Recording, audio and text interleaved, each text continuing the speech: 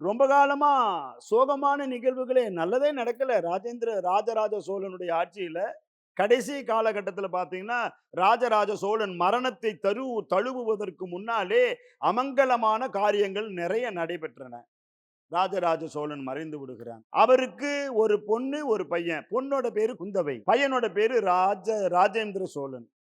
ராஜேந்திர சோழன் ஆட்சி பொறுப்புக்கு வர்றாங்க. இப்போ அமங்கலமான காரியங்களே சோழ சாம்ராஜ்யத்தில் நடக்கிறதுன்னு சொல்லி போட்டு தன்னுடைய அரச சபையில் உள்ள அறிஞர்கள், ஞானிகள் எல்லாத்தையும் ஒண்ணா கூப்பிட்டு, ஏன் இந்த மாதிரி அமங்கலமான காரியங்களே நடக்குது?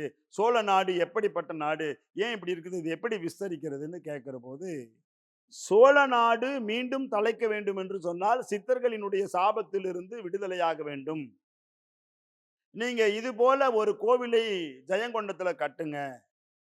அந்த கோவில் கும்பாபிஷேகம் பண்றபோது 18 சித்தர்களுக்கு மலர்ப்பந்தல் அமைத்து, உங்களுடைய ராஜ பரிவாரங்களோடு போயி அவங்கள சாஷ்டாங்கமா விழுந்து கும்பிட்டு, அந்த வெண்கொற்றம், செங்கோல், யானைப்படை, குதிரைப்படை, காலாட்படை எல்லாம்